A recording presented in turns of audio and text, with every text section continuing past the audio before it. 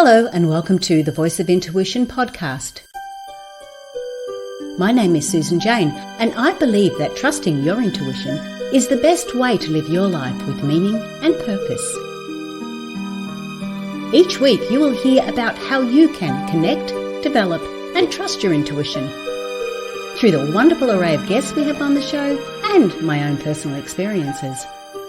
Join me to understand how your intuition can guide you towards a life full of meaning and loving purpose.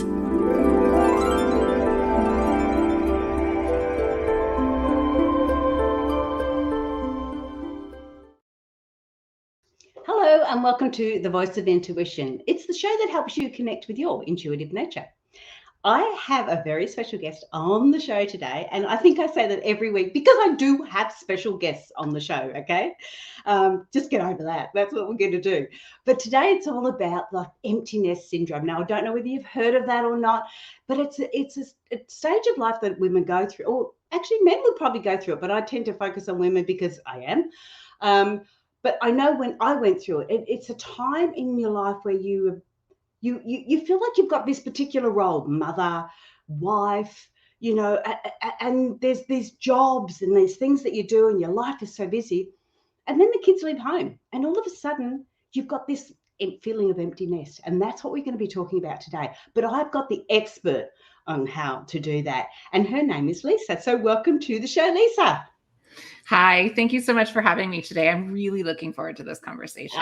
This is going to be cool. This is good because this is your expertise and this is what I really like. I know you help women with that transitional periods of different times of their life, but I really wanted to focus on empty nest because I experienced it so much. And I want to know, I'm going to put my feelings and thoughts into it as well. I hope there's no tears, but I know it's quite a challenging time in your life. But first of all, Lisa, I want you to tell the people how you got from wherever that was to wherever you are now, just to get a little bit more idea about your background. Yeah, thanks. As I was listening to your opening, it twigged in me a different way of sharing this story, and it is the evolution of not listening to my intuition to listening to my intuition throughout the journey that brought me to where I am here today. So I was an educator for 20 years. Interestingly, however, I did not ever want to be an educator. The story of lots of people who are in the field of education, they always knew that they wanted to be a teacher in that system. And I actually didn't. I really didn't want to be an educator because my dad was, and I saw how much of his life that it consumed. And I wanted to have a life that was able to have more time for me to spend with my family in particular. And I stopped listening to that intuition when I got to the end of university because I was faced with an unknown of, well, what do I do now? And education was something that was there. I loved children. So there was a spark of that. I loved working with children. I had done that throughout my young adulthood. So I thought, well, in education, I can work with children, which is my passion. And I will just have to figure out how to make it work for my family. Well, that not listening to my intuition, as always, led me down a really challenging path. So while I love children, I found the structure of the education system to be remarkably difficult. And I was always pushing against the structure to the point where I was physically broken down by the pushback that I was always trying to do to make the system better for all of the humans who were involved in that system. And at the same time of my body physically breaking down from 20 years of this extreme effort, my children, as you talked about at the beginning, were getting to this phase where all of a sudden they didn't need me in the same way. And the goals and dreams I'd had for my life looked like getting an education, having a career, and having a young family. That was a story that I knew and I understood and I could envision. And one day, and it actually happened really quickly, like the transition from kids who need you intensely to kids who need you not so intensely happens a lot more quickly than I thought it would. And I suddenly found myself on the other side of everything I had dreamed for my life and thinking, but this can't, like, I am only at the beginning still. There has to be more. And I want to know what this phase can look like. And so, after abandoning myself and abandoning my intuition and giving it away over and over and over again, I reclaimed my intuition and I reclaimed myself. And I resigned from my education career and I built this coaching business to support women and create a space for women's experience and voices so that we can start paving a way, so that we can create story, so that younger mothers and people who have children can look ahead and see, oh, there is a really beautiful life that can happen after this road that I've walked. Wow. Okay. So you went through that. So I really can resonate with that because I always wanted, no, I didn't always want to be a teacher. I never ever wanted to be a teacher, but I always felt that everything I did was quite in the educational aspect. Things that I do, even with the podcast, I like someone to get a learning from it, and it doesn't have to be a major, let's write on the whiteboard and get it all done. But it's just those little aha moments, and I didn't know that. I always remembered as a younger person wanting to help people, and of course at school that means nothing. We have to put into a box, and you were put into this because you want to help people. You need to be a teacher because you love kids. Oh, you need to be a teacher. It's like that's what you need to be. That's what that's the role you have to play. And you tend to go along those lines because honestly, you don't know anything else. No. That's all you've got, isn't it? You go by society's rules, but they're not deliberate rules. They're just what they know. So yeah, I can really resonate with that. So you got into when you were teaching and you went into your transformational coaching business. Were the kids with you then, or did they go after you already did that transition? Yeah, so I will say my kids, it is still a process that's happening. And so my oldest just graduated from high school in June. We had the whole summer where they were working at a residential summer camp. So I experienced what that empty nest really feels like, and also what it feels like when they come home, because they're back now for a little while. Well, my youngest is graduating from high school this year. They're only one school year apart. So they are intently observing this process. And there was a time just over a year ago, where I had taken a 6-week leave from teaching because I couldn't put one foot in front of the other anymore. And when I had been off for about 2 weeks, there was this moment where one of my kiddos looked at me and said, "Oh, there you are." And they were seeing the me that they hadn't seen in a really long time come back to the surface. So that knowing in my children actually was a sense of knowing for me that I couldn't keep living the way I was living because I wasn't being my authentic self. I was playing a role. I was playing a lot of roles, but the educator role was creating a mask around myself and a block between myself, my family, my friends, because I wasn't showing up in my as who I truly am, in my wholeness. And so it's been an interesting process for them to watch me set myself free from something that was really hard. Oh, okay. So when you're talking about presenting yourself as your authentic self, not turning up as your authentic self. I can remember going through stages where I really didn't think people would like my authentic self because there does tend to be a lot of suppressed anger or suppressed guilt or all those suppressed emotions that we have. So, you do have that stage where you sort of go, oh, will people actually like me?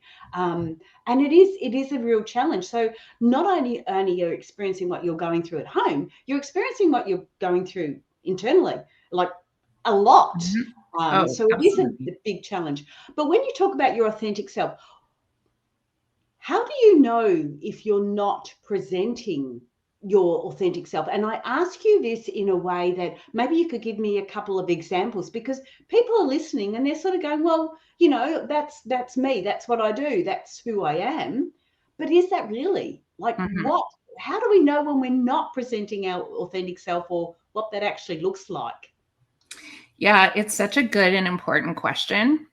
And for me, I looked in the mirror one day and I didn't recognize the person who was looking back. And that was the first sign for me of, oh, there is something deeper happening here. And what happens is, and this is a lot of the work that I do with clients, is teasing out the roles that we play versus our actual identity. So it's not that there isn't intersection in those two elements, but they're not the same thing. And that, I think, is where a lot of us get lost. And so the roles that we play, so for me specifically, I played the role of mother, I played the role of wife, I played the role of educator, I played the role of leader. Those were roles that I played. But society shows us that those are who we are. But they're not, because those are things that can be taken away from us, that can change in a heartbeat, that are external to our actual being. So the work is turning inside and actually asking the question, who am I? And when I pose that question to clients, which I don't do right away because it's a big question, Yes. a lot of the time, and more often than not, the answer is, I don't know. And I don't know if I have ever known, because we have been presented with roles of productivity, roles of what we should aspire to, roles of, what's determined to be successful. But there's not a lot of focus on the self. So I talked about the roles that I played. Who I actually am is independent, creative, loving. I've lost some of my words. I'm a little overwhelmed in that, but it's the words that actually describe who you are at your core. And there is some overlap there. Like, I use leader as a role. Being a leader is also part of who I am. Being a teacher is a role I played. Being a teacher is actually part of who I am as well, just in a very different context from how I spent most of my life being a teacher. And that was being somebody else's expectation of what a teacher is, that is very limited in its scope and what you as a human being are allowed to bring to it. Now that's starting to make sense. That's starting to really resonate, because again, I can take that back to how I was feeling. And I did want to teach, but I didn't want to be a teacher. Mm-hmm. And that's what you're meaning. So when you're talking about the two different areas there, yes, you may feel that you're a leader or you're a teacher, but it doesn't mean you have to sit that into a particular role. Exactly. You could be a teacher of art, not necessarily be going through the academic situation. You could still be just showing people how to do painting. It's still Mm-hmm. teaching, and it's still connecting with your creativity as well. So Yeah, it's about understanding who we are and taking that to the role. So it doesn't really matter what role you're playing. Yes, you got it. Yeah. So to be authentic, it's bringing you to the role, absolutely. not the role to you. Yeah. And that's what creates sustainable change, right? Is the actual act of knowing who I am and then acting and taking action from that well-resourced place. So when I work with clients, that is the first part of the work that we do, is, getting in the weeds and digging into, who am I really? What is really most important about who I am? And then once I have that and I've filled that very empty well, because most of the time it is a very empty well from people who have been pouring into other people for the majority of their lives. Once you fill that, then you can come to whatever the change is that's happening in your life from a place of knowing who you are and why you are doing what you're doing and why it matters.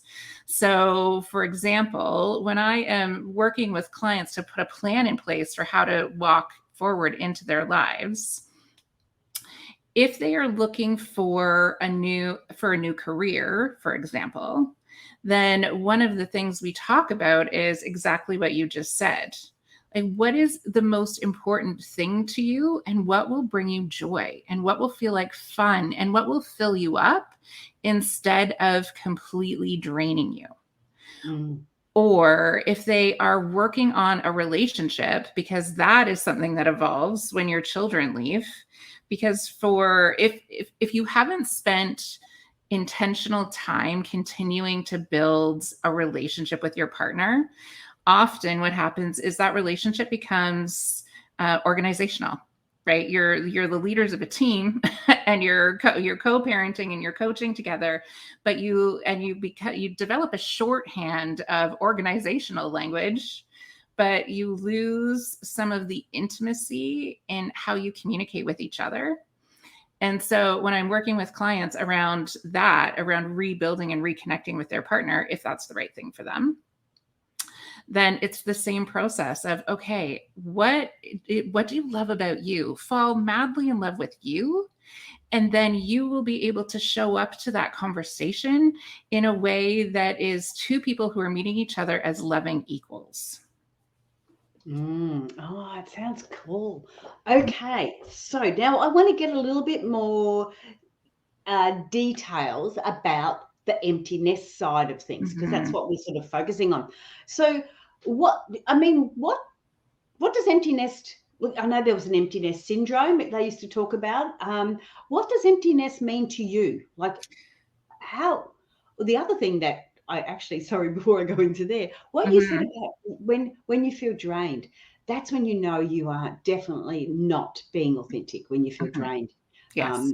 And that's one of those huge big red flag moments. So yeah, and if you feel drained after being with somebody, that is often one of those signs that just you need to do some work. Definitely deep work. Yeah. But what is emptiness syndrome, or what is emptiness, and what are people feeling or experiencing while they're going through this?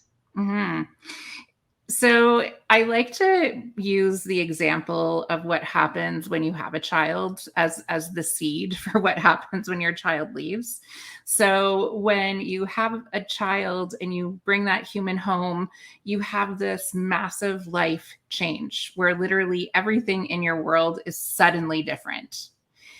And then that becomes your reality, right? Caring for these humans, it becomes a massive part of your identity. And a lot of that is developed by our culture and this myth and narrative around the perfect mother, and that we have to completely abandon ourselves and give ourselves over to our children so that they are our whole focus and they are our whole world.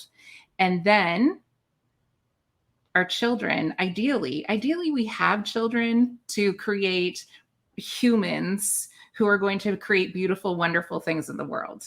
And to do that, they need to be independent and on their own. So they end up leaving home, which is exactly what they're supposed to do. But when you have been a person who has been abandoning yourself over and over and over again to create this mythical motherhood myth, you turn around and realize, well, those kids are gone and I don't have a purpose anymore and I don't know who I am. And there is a deep sense of grief and loss that comes along with that. Just like when you have a new human, I went through some grief and loss around like a week ago. I was a professional. I was, going out and seeing other people every day. I was, all the things that made up my identity before I had children. And in one heartbeat, all of that shifted and changed. And this shift is almost as dramatic. Like it happens really quickly. And it's not that your children don't ever need you anymore. Like, that is certainly not the case. As they get older, their problems shift and change, but it's not the same kind of continuous caregiving that they need when you're younger. And I was thinking back to a comment that you made earlier around like that part feeling comfortable, right? It feels comfortable when we're in that young family phase because we see it everywhere. We have it, families look different. There's a vast and beautiful rainbow of what families look like, but we have a really good idea of what it means to care for humans.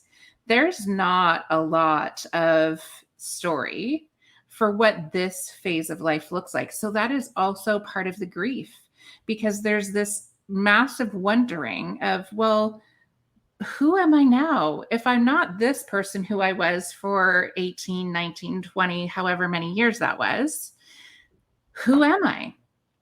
And at this phase in life, figuring that out all over again in a way and in a space where very few people talk about it is really hard. Yeah, I have to bring forward my my experience, because mine happened very, very quickly in the same sort of token. It was over an 18-month period. I went from a family of 5 to a single person, and it was really quite horrendous. I had the two older ones went to move, and they lived with their partners, and the youngest one was going off to university. And the relationship was breaking down, knew that was not going to be working. And all of a sudden I was there on my own with no one to help with decisions, no reason to make decisions. Like, we make a lot of our decisions with children in mind, with partner in mind. We do. That's what we've lived with. That's what I lived for the last, 20 years doing that, going, all right, I've got to get them to football and to soccer and to netball and to here and to there. And, you, as you say, you bring your partner into, and we need to be working this out, need to work that out. I did everything around everyone else. And I remember the same sort of thing as you were saying. I was sitting there thinking, I really don't know who I am. I don't know what to do. I don't have any direction. I don't know where I'm going. I don't know what life's about. But one of my biggest things that I struggled with was making a decision. I had no one to bounce ideas from. I had no reason to make it. The idea was, I had no boundaries to make a decision. I had no boundaries left. Like, it was like, if I need to make a decision on dinner tonight, it's, well, what do the kids will eat? When will they be home? What does the husband like? So you've got these boundaries. All of a sudden, those boundaries are gone. And when you've got no boundaries, it is terrifying to start with. Only to start with. Yes. Yeah. And then it's beautifully liberating. Yeah. But for the first 6 months, I can assure you, I struggled to make decisions. At one stage, I would go to the shops to do my grocery shopping. I could not even work out what to have for dinner. I remember I lived on jam sandwiches for dinner for about a month. Yes, I don't recommend that. But it really is. We will all go through that. And as you said, it's probably my way of grieving and things like that. We all go through it a different way.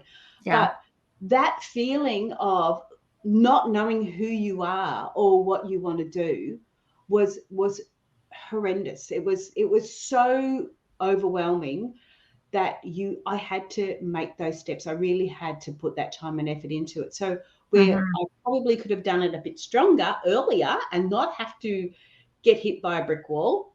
And the only reason I'm saying this, Lisa, is because there's people like you that can help people like that. Well, there wasn't that around when I was going through it.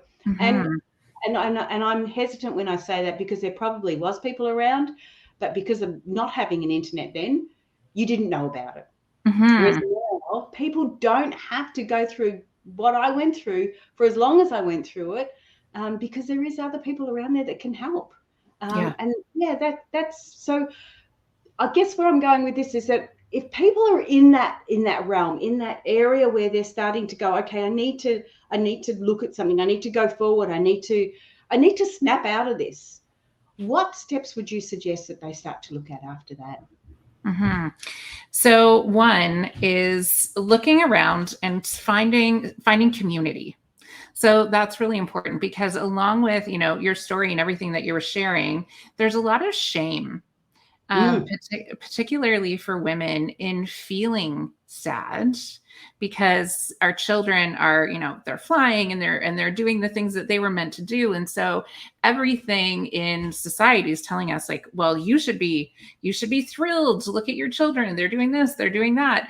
And there's not, but for everything that happens in our child's life, there is an equal and opposite reaction that happens for us, right? yes.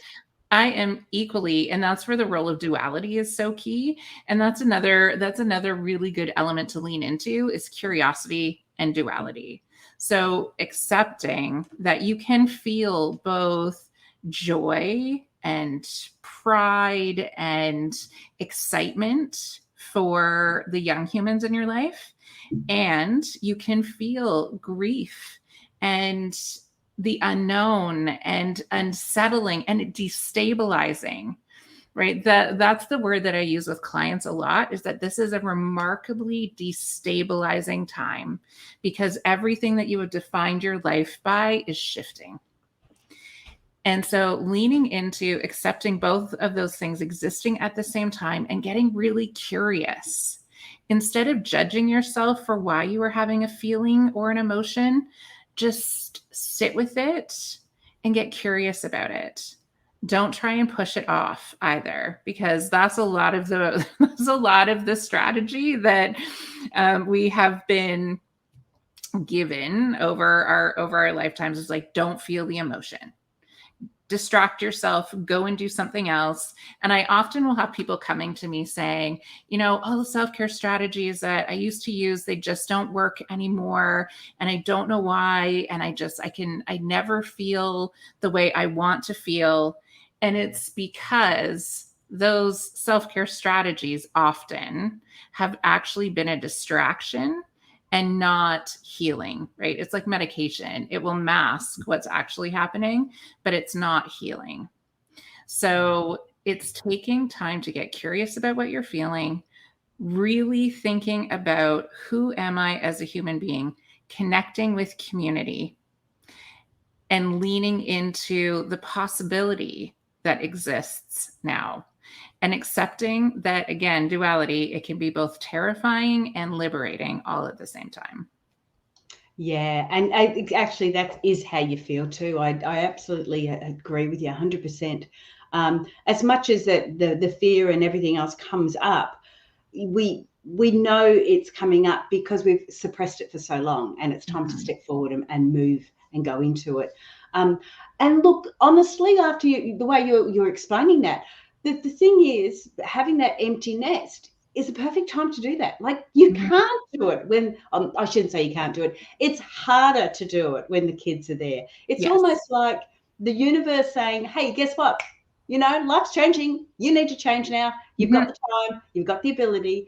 For you to sit there and say, you just take on that emotion and get an understanding of it. The only time I could have done that would be on the toilet when I had Yeah. kids. Oh, absolutely. Yeah. I had 3 kids in 3 years before I worked out what was causing it and stopped. But so as you can, that's why mine left so quickly. So as quick as I Yeah. had them, they left just as quickly. So my transitions in life were very, very direct, and it was like getting hit over the head with a baseball bat and saying, "Come on, time Yep. to step up to the new phase now." Yeah, Um, absolutely. but And yeah, it's Yeah, so my kids are same. They are one school year apart. So we have been going through everything all at the same time. It was back to school week for us this week. Yeah. And my youngest child is going to school without his older brother for the first time ever, and he's in grade 12. And he said, Mom, it's kind of sad being the only person on the front porch for the first day of school picture. And so one of the things that I think is important about experiencing our emotion and our transitions in life in front of our children is that they actually get to see it and understand it. Like when I think back to when I left home to go to university, I remember, so I know my mom was very sad because she wore her sunglasses the entire time and didn't take them off. And I knew she was crying, but that was the only thing I saw. I didn't see anything else beyond that because I wasn't part of that immediate world anymore. And so there haven't been examples for those of us who have either chosen this life and I mean life with children, or have experienced a life with children. A lot of the time, even though we felt like we were making decisions, it actually was coming from somebody else's expectation, be it parent expectation, society expectation. I think there's some really empowering work happening by some young women at this point in time, standing up and saying, that's actually not the life that I want. And I'm going to make choices that are aligned with who I truly am. And I think it's really exciting to see young women standing in their power in that way, where it has taken me, 46 years to get to a point where I can say, so I don't want to live that way anymore. This is how I actually want to live. Yes, and I agree. I watch my daughters doing it, and it's so, it's so. You feel like you've done the right thing. I mean, it's taken a long time. My kids are now in their 30s, so and I've got heaps of grandchildren like coming out of my ears. But it's so empowering and so lovely to watch them and see them sort of stand up there and you realize you've done good. But all the negatives and all the crap that you go through and all the learnings that you have to endure sometimes to get through to where you are, when you can sit back and yes, my kids have gone through the teenagers, so it's like I lived that, I survived that. And they've left home and they've had children of their own, and you can sit back and go, you know what, there's got to be some good bits there. So every time they say something, I sort of say, yeah, you probably got back from your mother, and all the negatives I say, oh, you probably got back from your father, because that's what you do. Sure. And then you go, but hang on, you probably got that from me. But anyway, let's not own that one up. So it's nice to sit back and see them, and it's nice to sit back and watch them go through their hard times. As much as you want to help them, it's nice to see them watch how they deal with that, watch what they do to get through that. And it blows me away sometimes watching my kids. I'm in awe of them. And yes, I have to take on board that some of that's me and some of that's their father, and it's like, the good and the bad, but it's just, yes, it's so nice to be able to see that. So going through all these transitional periods that we go through, it is worthwhile. And one of the things, I guess, I'm going here, and I don't mean to be talking about myself. I don't usually do that, Lisa, but your subject is very close to my heart. Yeah. One of the other things that I did, I was in a relationship. My ex-husband was quite emotionally abusive, so I had to deal with that, and I had to learn how to cope with that and what to do with that. Eventually, we split up. Like I said, I went from family of 5 to a single. Eventually, that all dissipated. But one of my, and I don't call it a regret, but one of my learnings was, if I stayed in that relationship because of the children. I stayed in it because of the children. If I'd looked a bit more into myself, and I started doing my spiritual stuff when I was in my early 20s, so I knew about it, and I was talking the talk and not walking the walk. But I watched my eldest daughter go into exactly the same relationship that I was in. And it was like, oh, bugger. If I had shown them my vulnerability, I'd shown them my problems and things like that instead of hiding them, maybe she wouldn't have gone into that. Now, my younger daughter didn't see it as much, and she's gone into a fantastic relationship. She's got a great relationship. But my eldest daughter had to go through a marriage breakdown as well. So that was one of those things that I went, you know what? I'm no longer hiding anything from my children. You know, mind you, they are adults, so they can handle it. But these are the sort of things that we look at. We go through these things. And as you said, you saw your mum in tears. You know, you knew that she was in tears. We need to embrace that. We need to say, oh, God, I'm a sook. You know, my kids are getting an award. I'm going to be in tears because I'm proud of that. And that's absolutely. That I think, so one, I hope that you have given yourself some grace around, you did the best you could with the generational trauma that you held. Yes, absolutely. Right. And that's part of, it's the gift and the curse of generational trauma, right? That there are stories that live within our DNA that until we are awake to them, we're going to continue to experience. And I think the realization that you had that was really beautiful, sorry, I'm getting a little teary, was that if I had brought my full self into my role as mother, rather than trying to fit myself into this box that I was told motherhood was, it would have shifted, right? It would have, because if you come into the role as partner and you come into the role as mother, grounded in your own body and knowing what alignment feels like and knowing what unalignment feels like. When you start feeling the twinges of unalignment and you are in those roles as your full self, then you can pay attention. And you have enough self-love and worth to say, oh, this is not right. It's not right for me. And if it's not right for me, the truth is it's not going to be right for anybody around me. And so if I set myself free, then I will set everybody else around me free as well. And that's the work of generational healing. I wish I'd heard that 40 years ago. Thanks very much, Lisa. Sorry. I was 6 then, so. That is so true, because I kept on looking. It wasn't feeling right. It certainly wasn't feeling right. But I felt like I had to suck it up, princess, because it was right for the family. When, like I said, you know, how many years down the track, I realized it wasn't right for the family. If it wasn't right for me, then it wasn't right for the community, for my family community. And those words, that's gold. That's absolutely gold. Before I ask you any more questions too, if you want to connect with Lisa, jump onto her website, which is www.leaninfindhome.com. Okay, so it's about leaning in and finding home.com. Sorry, I had to say that. I forgot. No, thank you. I appreciate that. Forgot about that. I just wanted to pop in because there was something I really connected to what you said, and it was the seed of what planted that in me. And that is, there are deep generational wounds that have gone back through the women in my family around, I call them witch wounds. And I saw it playing out in my mother. And when I was 30, so my youngest child was 6 months old, and my oldest was not quite 2. She was diagnosed with colon cancer in May, and she died in October. And she was only 52 years old.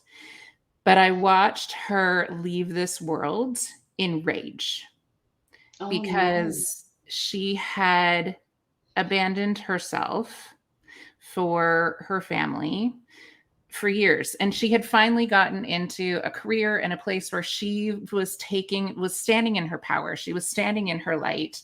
And within, weeks of her getting this job, she was diagnosed with cancer, and it was game over. Like, it was stage 4 by the time they found it. And watching her leave the world in rage lit a fire in me that would not be me, that I would take that rage that she had and use it as fire to change how I lived in the world. And so that I could go out knowing that I had done the healing that needed to happen in our line, and live in a way that felt aligned and joyful and painful and hard and all those things, but real. Yeah. Oh, I'm so sorry to hear about that with your mum. Funnily enough, I experienced something similar too, because my mum only passed away last Christmas. Mm. And I did a cruise with her, and she had started to get dementia was coming through, and I did a cruise with her, and I remember she was really angry. She had to experience dementia to be able to get rid of those feelings. Like, she took the ring off. She didn't want to be married to dad anymore, and I know that she was experiencing exactly what I experienced. So it was definitely generation. Mum experienced, I did, and then my daughter did. And I really understood that. So when she was sitting there and my family was saying, oh, Mum's being such a bitch and rah, rah, and I'm thinking, no, she's not. She's just getting rid of all this. Yeah. She's almost like vomiting it all out. She needs to be able to do this. And so going on this cruise, I allowed her to just get it all out. By the time she got back from the cruise, it was like, all right, this is the rest of my life now. And she was quite like in peace, like quite, and I could hear her stand up, and she would say, no, I'm not going to do that. I don't want to do that. So she was standing her ground, but she got rid of all the nastiness that went with it, if that made sense. Yeah, So, it totally does. So it's so sad to think that your mum got to that stage and then it was sort of taken away from her. Whereas at least mine had the ability to go through and get rid of some of that, because we do hold it. It is easy to do that. So I'm hoping, fingers crossed too, that we've broken those ties on that generation as well. That generational crap that we don't need. Exactly. And look, people that are listening, be aware of it. You aren't. Have a look at those cycles. That's what I was looking at, the cycles. Watching what there's going through. I had to acknowledge that my father is a narcissist, and it was really, really challenging. And I'm not saying he's a bad one, but he is one. And so I had to look at that differently. That's when I married. I married my father, and my daughter married the father. So it's looking at those, and of course you can help with that, Lisa. But I want to actually ask, you have got a book. I'm going to put the book up, and you have got a podcast. I didn't know you had a podcast. Tell me about your podcast, and then So my podcast is called Transforming 45, and it is a place where sometimes I tell my own stories. Mostly I invite incredible women to share their own stories of transformation. So how that transformation allows them to show up as the most real version of themselves. So it's building a community where there is story around what this phase of life looks like.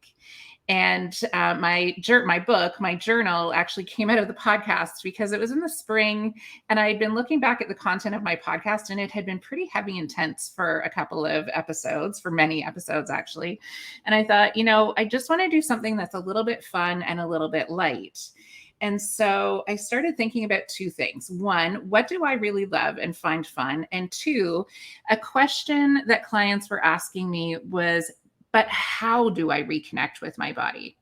Right? That work around the somatic listening to the body, because that's how we know if we are aligned or not aligned, right? This skin suit that we wear is the home of all of the senses that allow us to actually experience the world, but we disconnect from it because it can feel really uncomfortable when we've experienced trauma, when we're experiencing transitions. And it feels safer and more comfortable to live in our thinking minds, but then we numb ourselves to what we are actually feeling, and we numb ourselves to knowing, and we numb ourselves to alignment or unalignment. So I was thinking about those two things, and this idea sort of downloaded of, well, I really love music. And when I hear songs, I am immediately transported to a very sensory place.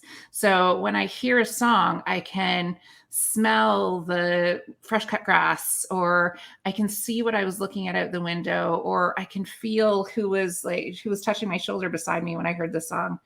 So I thought, well, maybe a process of the soundtrack of your life would be interesting.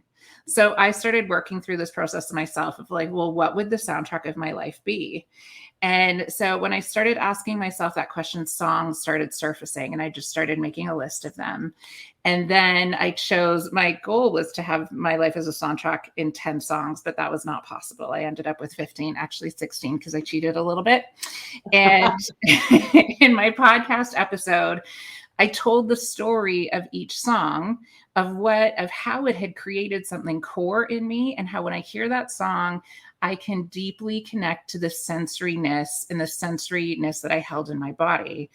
And while I was going through the process, a girlfriend of mine said, do you notice that there is a particular time where most of the songs are from? And there absolutely is. I did try to make sure that there was representation across my life, but a good chunk of the songs is from my sort of 16 through 18. And there is, for me, and it's different time periods for different people, but for me, that was a time where I was deeply grounded and connected to my body. I knew who I was. I was confident. I loved that. I love that girl now, and I loved her then. And so the work that I discovered as I was going through this process of coming up with these songs was reconnecting with that sensory memory and reconnecting with that girl who was so grounded, and marrying her with who I am today, so that I can come back into my body as this, more evolved, wiser version of that girl. But we play roles together. So the journal is that it walks you through the process of how to create the soundtrack of your life. And then it is a 100-day practice of choosing one song every day that you can use as a touch point to be connected to your body. And sometimes it's literally the beat, sometimes it's the melody, sometimes it's a lyric. But what I'm finding is that setting an intention around being physically in my body, having sensory experiences for things, is beautifully healing and allowing me to experience the world in new ways again. And I'll just give one quick example. So one of the songs that I had chosen a couple of weeks ago was Where the Streets Have No Name by U2. Because there are 3 songs by U2 where every time I hear the first 3 notes of the song, I immediately dissolve into tears. And so I sat with, why is that happening? Why is it so powerful that literally it's 3 notes and I am a hot mess? And when I sat with it, it was because those songs are from a time, again, where I felt like I knew myself, I felt really grounded, and I felt like everything was ahead of me. And then I was at this place where I felt like all of that was behind me. And so the 3 notes of that song were a musical representation of all the grief that I felt around that. Wow. And so leaning into that and letting myself have that realization and process it led to some real healing, because I heard the song come on the radio just a few days ago and I didn't cry. I actually felt some joy in taking all of the excitement that I felt at the beginning of the chapter that I wrote, because now my journey's not over. I'm starting a new chapter. So I can take the energy of that from that time and put it into this embodied phase. Into the now. Yeah. Wow. So that is called Your Life as a Soundtrack by Lisa Boate. Now, jump on and have a look at that. We are getting really low on time. I should have forewarned you. Sorry about that. Have you got something really quick? You can just a final hurrah before we say goodbye.